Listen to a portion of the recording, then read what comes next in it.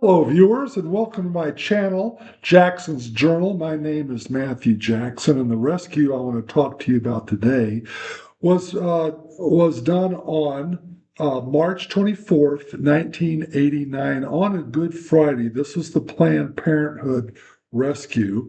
I participated personally in 8 rescues. This was my 8th and final rescue that I participated in.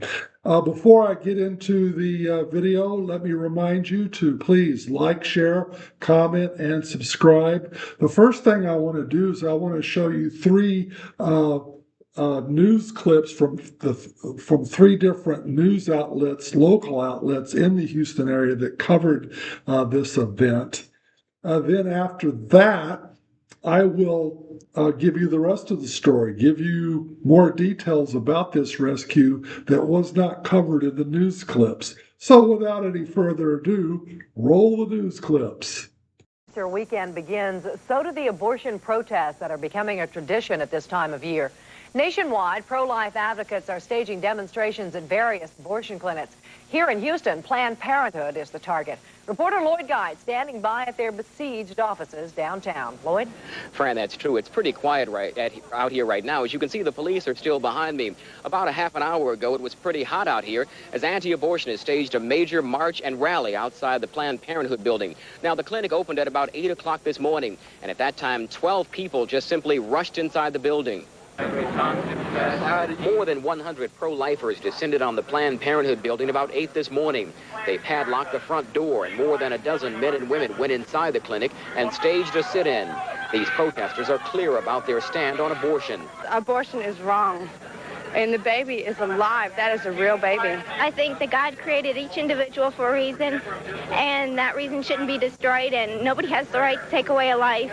When police arrived, they cut the locks off the doors. Several of the protesters inside the building left voluntarily. Others had to be arrested for criminal trespassing. I don't think it's right to arrest us. We're trying to save lives, and they're arresting us like we're criminals. 2 of the protesters had chained themselves inside the building to a steel drum, weighed down with 200 pounds of concrete. It took police more than an hour to free the men, who were then arrested and taken to jail.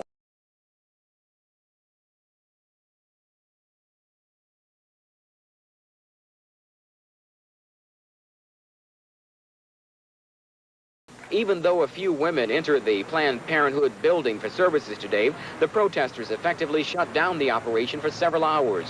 What's happening here is an outrage against women in the Houston community. Anti-choice terrorists are invading clinics. They're endangering women's lives, women who are seeking not only abortion care, but family planning, birth control pills, the whole range of reproductive health care. Officials say those who showed up for abortions today but were scared off by the pro-lifers will come back on another day. Near the end of the protest, 2 women broke through a police barricade and staged a sit-in on the steps of the building.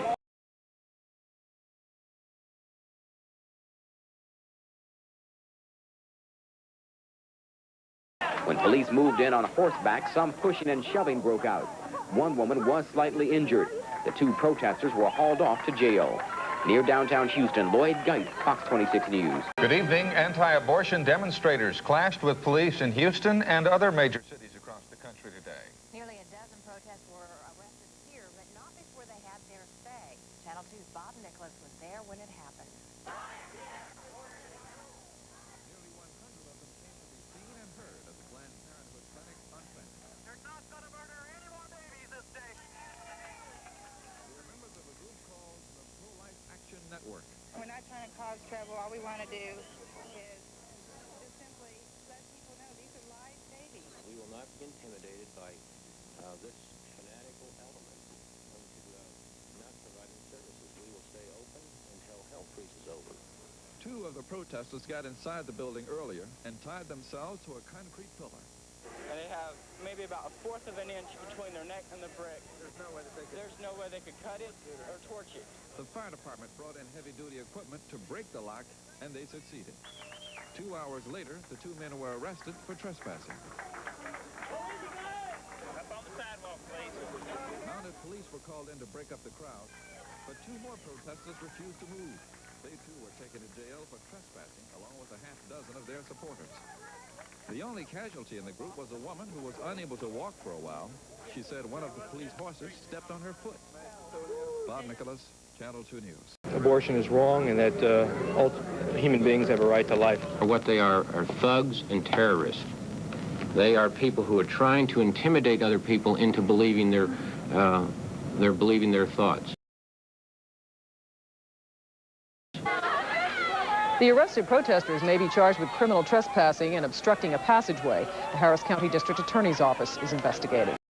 So there you have it. That is how the local news media covered the event on Good Friday. Now, one thing to keep in mind, Good Friday is a big rescue day for the rescue movement because there's rescue organizations all over the country doing rescues on Good Friday. Suffice it to say, the police and the death escorts were ready for us. They were waiting and they were ready for us. And one of the things that I was concerned about, many of us were concerned about, is how are we going to deal with the police and the death escorts already there at the mill?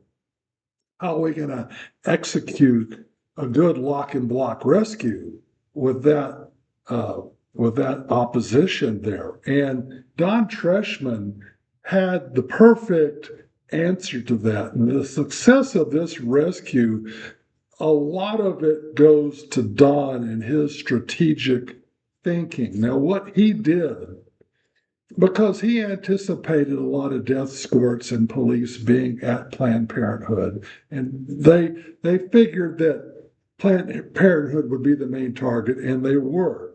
So what Don did is he organized a fake rescue at an abortion mill about 4 miles away from Planned Parenthood. The name of the abortion mill was West Loop Clinic on Schumacher off Chimney Rock. Okay, so what he did is he had over 100 picketers converge on the West Loop Clinic, and then he had a fake rescue team do a sit-in on the sidewalk or on the driveway of the abortion mill. What that did is that all the police and death escorts that were over at Planned Parenthood, they all came over to the West Loop Clinic because that's where they thought the rescue was going down. They thought that they miscalculated, okay? But what happened was when all the police and death escorts left Planned Parenthood and went to the West Loop Clinic, that left Planned Parenthood open and vulnerable. And then the rescue team, we were about 12 of us in a van. Then we drove to Planned Parenthood. Now, back in those days, back in 1989, we did not have cell phones. Okay, so we had no way of communicating with Don Treshman, who was at the West Loop Mill.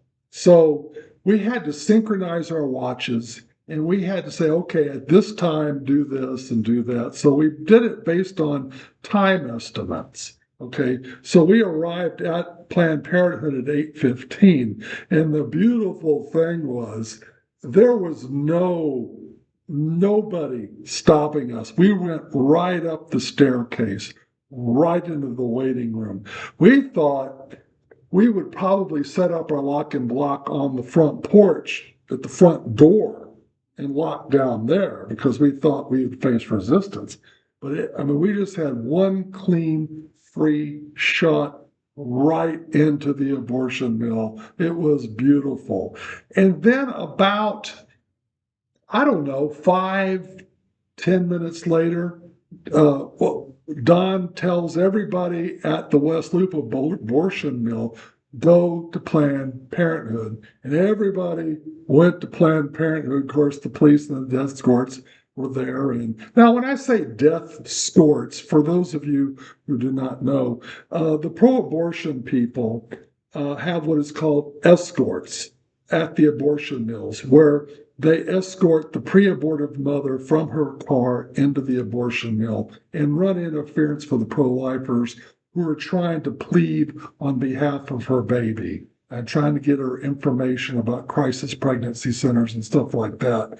So they basically want to neutralize the sidewalk counselors. And so that's why we call them death escorts, not escorts. Well, anyway, the death escorts finally, showed up too little too late because the horse was already out of the barn by then. We were already up, locked down. And so Don shows up, and he has a lady with him named Wally Carranza, who is an RN. We had some intel on Planned Parenthood that there was a position open for an RN at that Planned Parenthood abortion mill. She was an RN. She had RN credentials, and she was dressed in her green scrubs.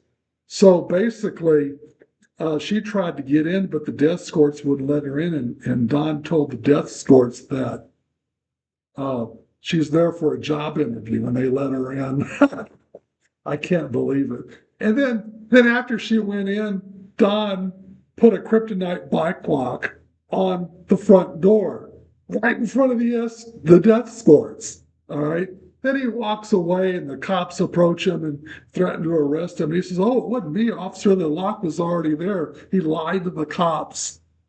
And anyway, yeah, we called him Obi-Don Kenobi because, like in Star Wars, and Obi-Wan said, there's nothing there. They believed him. They just took his word for it. The old Jedi trick. It worked. Don was in his top Jedi form that day. But once we were in the abortion mill, and Richard and I got locked down on his block. Now, let me tell you about the block. Very interesting situation here. The block that we used was not designed by me. I did not make the block. Richard did. Richard designed it. And the unique thing about this block is it had a special nook indentation into the block where it would better protect the crossbar to the bike lock. Okay, so it just further protected the crossbar and made it more inaccessible to locksmith. Just try to pick the lock. It protected that. And here's a diagram. Here's a diagram of the conventional block that I made. Just a regular block. And then here is the design of Richard's block, and it has a little nook where it protects that crossbar. So that's the block we actually used in this rescue. Interestingly enough, Richard was practicing locking himself to the block at his house days before the rescue ever happened. I locked myself to a block one time, but I never locked my neck to a block. That was a little unnerving for me, okay? I locked my ankle to a block, but my neck, oh. And so the night before when we had our rehearsal, I was hoping, I was the rescue leader. I was the leader of that rescue team. The rescue team, the people that got arrested were 9 people total. 2 people had done rescues before. The other 7 were first-time rescuers. There were 3 female rescuers, 6 male rescuers, 2 Roman Catholic rescuers. The other 7 were evangelicals. So that gives you the demographic footprint of our rescue team. Now, we had a handful of people with us because 12 people, about 12 to 14, entered the abortion with the rescue team just to provide extra moral support, but they intended to leave once we got locked down and settled in. The problem was they couldn't leave because Don put the kryptonite bike lock on the front doors, so they had to stay until the police cut the lock off, then they could go. Okay, and then just leave the rescue team of 9. Well, actually of 8. Now let me get to that. Once Wally got in to the abortion mill at Planned Parenthood, the Planned Parenthood people says, yeah, I know we have an interview scheduled for today, but we got to cancel the interview because we're under siege, you know. And Wally, she said, well, do you think I could go ahead and I'll tell you what, if y'all need some help, I could help you out at the receptionist desk and maybe call all these appointments and cancel them and reschedule them for another day. And they said, sure, go at it. So there was a total of, she counted all the abortion appointments that day. They totaled to be 54. That was a big killing day. 54 abortions. None of them were performed. No babies were killed in that abortion mill that day. And she called him and called the pre-abortive mothers and gave them the phone number of the crisis pregnancy centers, and all right into the noses of the Planned Parenthood staff because there was so much mayhem and chaos going on. You know, they didn't have time to monitor Wally and what she was doing.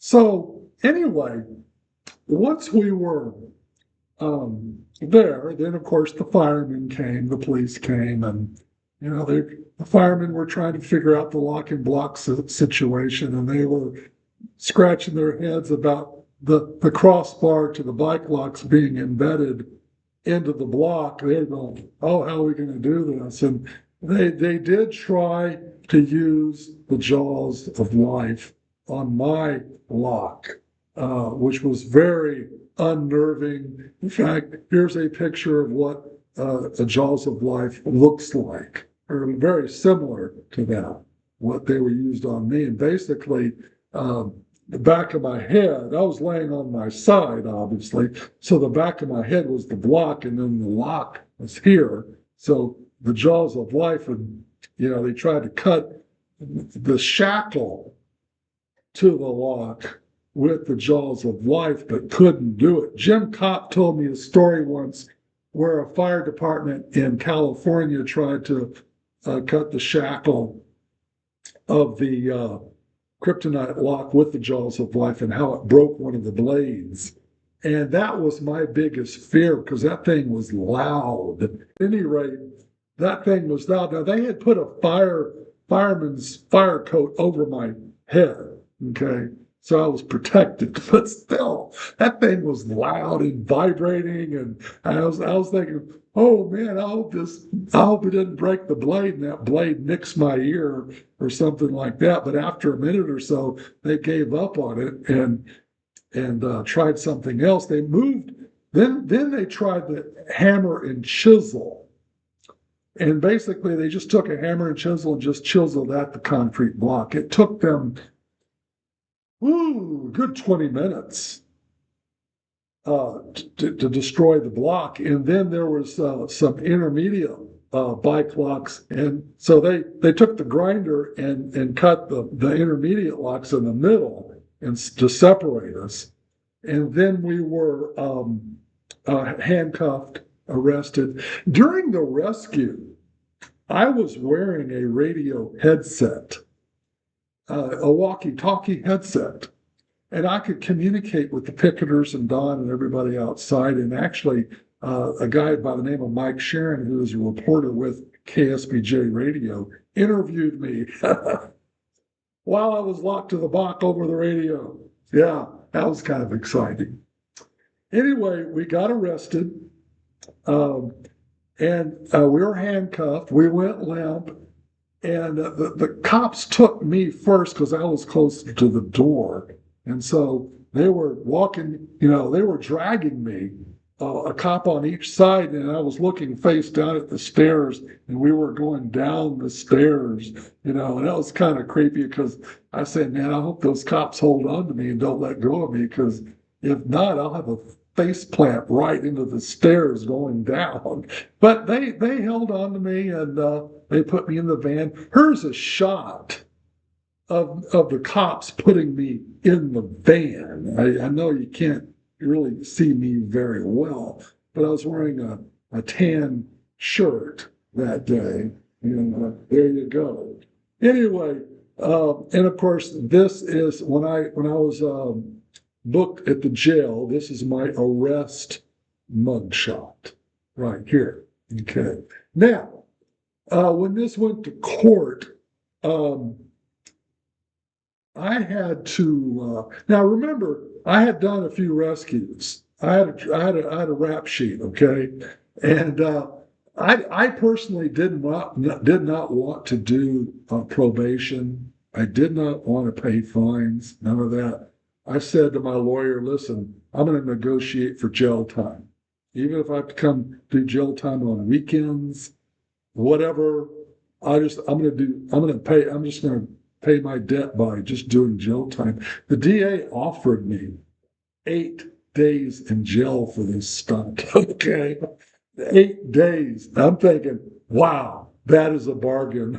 I'll take it yesterday, So, I mean, 8 days in jail, that's not too bad. I mean, it's better than 8 years or 8 months.